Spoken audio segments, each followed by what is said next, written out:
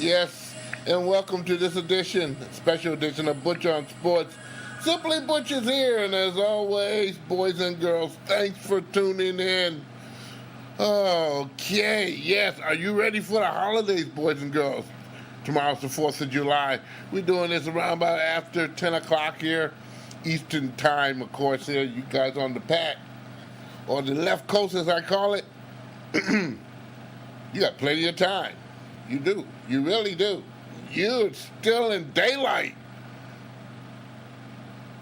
But here in the Eastern Time Zone, we're in the dark, listening to fireworks and all this other stuff that will be going on for probably the next 3 days, 4, give or take 5 or 6. I don't know. But let's get some sports news together here. Some sports news that you can't get enough of. I'm just hitting my little button here and have at it here. As per last time I was on, I didn't start with Detroit Tigers. This time I will. Yesterday, Julio Iglesias hit a tie-breaking sacrifice fly in the 10th inning. The Tigers recovered from an 11-game losing streak, beating the Blue Jays by a score of 3-2 on Monday afternoon. Today was no different than they traveled to Chicago. Yes, Chicago and the Chicago Cubs. What a way to start the pre-holiday here. Yes, Detroit was doing their thing here, had a halfway decent carryover lead, and all of a sudden they just blow it away here. Anthony Rizzo, yes, he's an all-star. His second run of the game in the 7th inning snapped a tie, and Carl Schrober had a follow with a home run in the 8th inning. Chicago Cubs didn't do much, but beat up on the Detroit Tigers after having a 3-run deficit. Yes, 5-3 final score. Again, a combination of pitching and blown opportunities, and the Tigers, yes, started a whole new streak again of losing. And hopefully they can, make amends, because they will play in Chicago tomorrow. Yes, on the 4th of July, early in the afternoon, in those particular uniforms that dedicate ourselves to Independence Day, with the flags and all this other stuff on. And the hats will be red, probably, for all the teams. You might have a little flare here and there here, but they'll all be red. Yes, the Detroit Tigers, you can't get enough of them, but, beyond that, Detroit Tigers have ran into a rash of injuries that I guess they just couldn't get enough of. Let's start off with Shane Green. Of course, he looked like a mop-up case for the last 3 or 4 games. Sometimes he felt like a nut, sometimes he don't, but he's on the 10-day disabled list with a sprained shoulder. Yes, and Joe Jaminski, 23 years old, he is now the full-time closer, who's blown about 3 saves already this year. Yes, Green pitched Sunday, and 9-1 Detroit win over the Toronto Blue Jays, and after the game he told the team medical staff that he was experiencing shoulder soreness that affected his velocity, which put him out the doggone ball game and on the 10-day disabled list as of Monday afternoon. Left-hander Daniel Stumps, he was activated off the disabled list, and he'll probably take Green's place in the roster, I'm quite sure, there, after being rehabbing in good old-fashioned AAA Toledo. Yeah, also, Tigers called up Mike Mantus, if you didn't notice him in the outfield playing left field.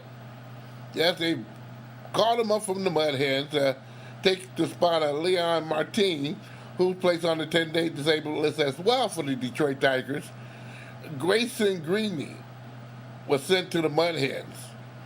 And they called up outfielder Jim Aducci, who was with the Tigers for 29 games in 2017. Now, what do that tell you, boys and girls?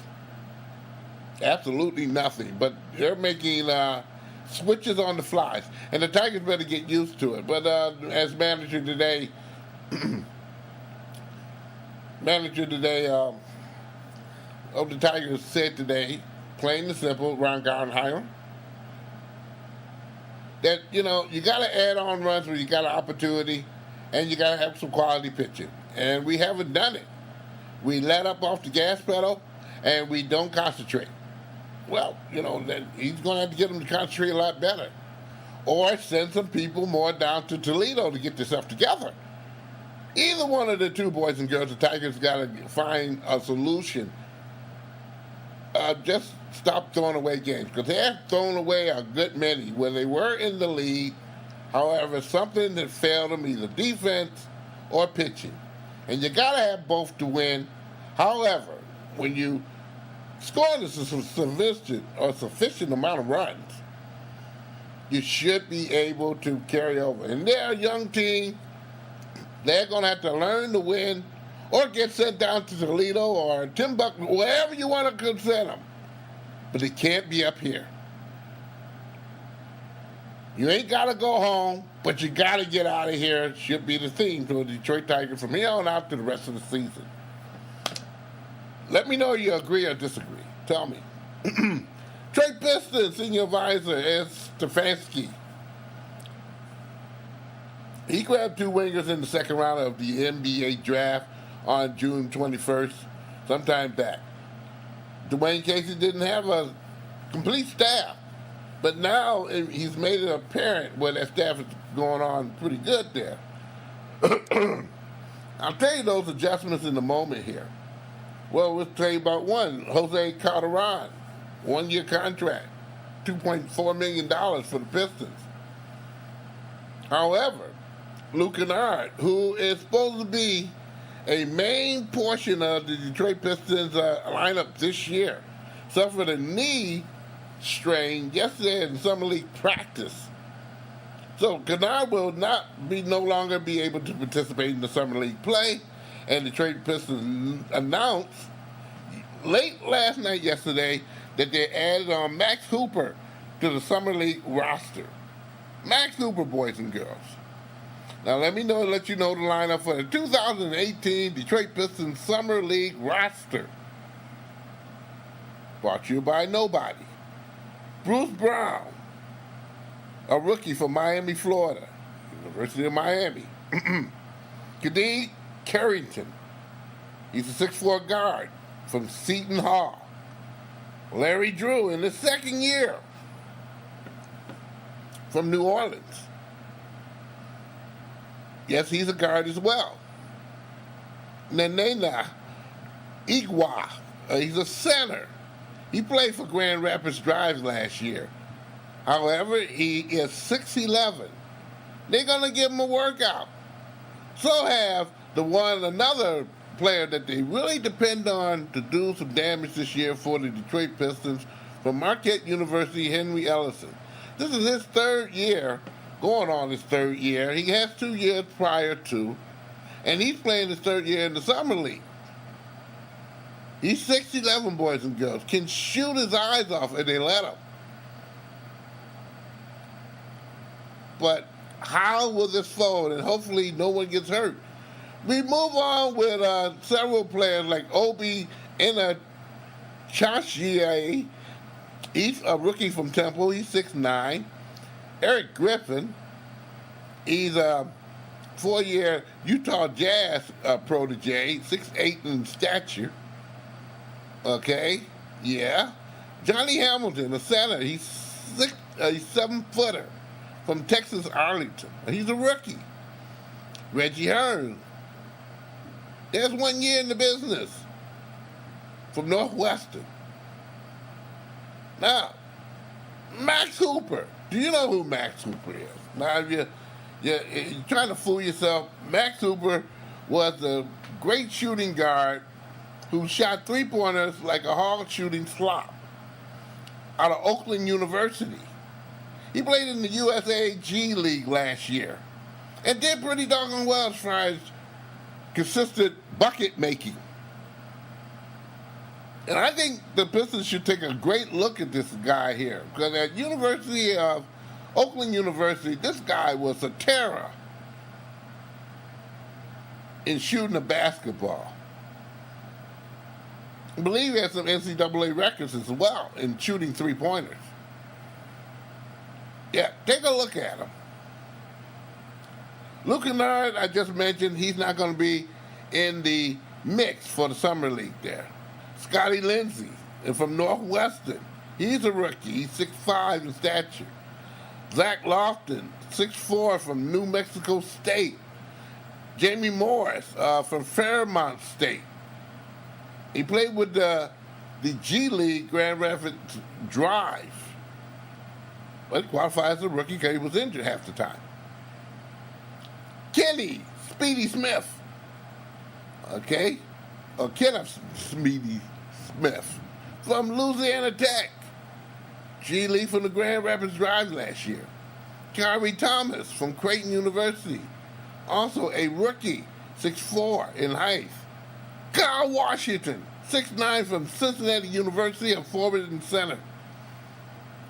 Those are the lineup for you boys and girls to wet your lips on for this league, summer league, that instead of going to Orlando, okay, and that seemed like in the first one they had summer league there in Orlando, everybody was in the fold, but everybody has summer league now here. And the two big summer leagues is in Utah, but the biggest one is also in Las Vegas. So the Pistons are going to be entering and throwing their hat in Las Vegas this year here. And that ball of wax starts off in pretty soon, sooner or later this Saturday, I do believe. They do want to have a summer league going on in Utah as well. That's going on right now. Pistons are not involved in that. Of course, Dwane Casey is going to be kind of looking at that young talent, and just to get your wet whistle, he has on staff. Sidney Lowe, you haven't heard, from North Carolina State, is one of the assistant coaches. Sean Sweeney from the University of St. Thomas is another assistant coach, and DJ Bakker from Trinity Christian College is another coach of Dwane Casey. Okay? Yes, they do. Strength and conditioning should be the thing, so Jordan Sabourin from Oakland University is going to be out there pulling in the waves there, keeping these guys healthy, and run their brains out so they can be somewhat halfway decent during the season. Sidney Lowe, boy, this is his third time being with the Pistons, boys and girls. Well, as a player and a coach. He spent 2005, 2006 as a lead assistant for Flip Sanders. Remember that? Long time ago. And he played 6 games for the Detroit Pistons as a point guard in the 1984-85 season. At that point in time, I was living in Portland, Oregon, and did I care about the Pistons? I don't know. Of course, the Pistons also announced that they have an assistant general manager to help out with Mr. Stefanski, okay? I don't want to get that wrong. Stefanski. Business. Eddie's his first name. And that is Malik Rose will now be taking care of the duties of assistant general manager for the Detroit Pistons. That was also announced. So, boys and girls, I'll let you know the rookies are going to be participating, and so you can count your whistle on who's going to be cut, versus also the staff members of the Detroit Pistons who will be looking at these rookies this year and see that we can pick a diamond in the rough, maybe 2 or 3, because what they had last year is unacceptable. Beware of some people getting dropped like a doggone bucket.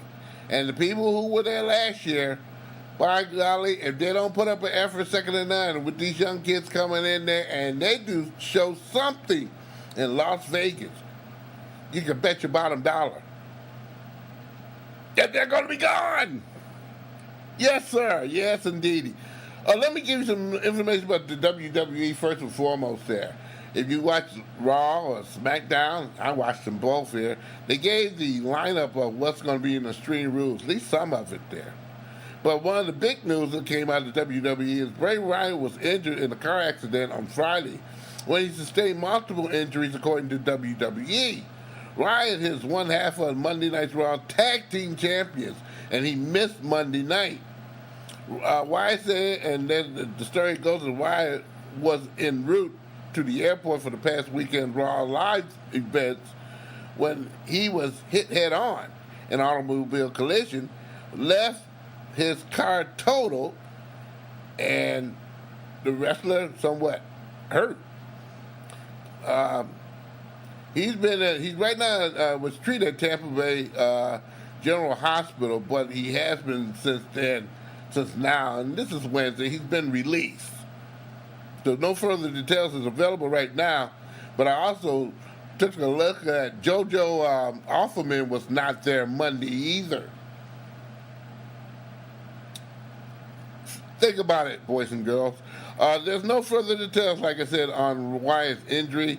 Of course, Wyatt, okay, he's a real-life brother of Bo Dallas, okay? If you don't know that by now, I just told you.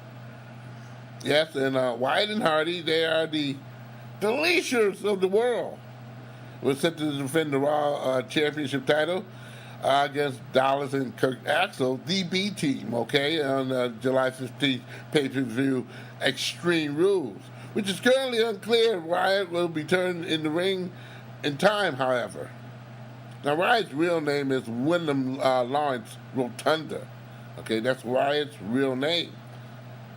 It used to be, remember, the AWA. If you didn't see some of that wrestling, he was the old Husky Harry. That's who he was, big fat Husky Harry. Dallas' real name is Axel. For that matter, we know who Curtis Axel is. Okay, he's Kurt Henning's son, okay, which is Axel Henning. It's his real name, okay. Wyatt and real name is Taylor Michael Rotunda. Of course, he's the brother of Wyndham, okay. He's the nephew of Barry Wyndham. He is also the grandson of Blackjack Mulligan. That'll take you some doggone generations, boys and girls, of some good old-fashioned wrestling. I remember Barry Windham very well, and Blackjack Mulligan, WWE, and their fourth soul. Good wrestlers indeed. Great wrestlers. Well, we haven't mentioned anything about Detroit Red Wings, but they had the little camp of boys and girls. It was fine and fun for all the fans who went down there.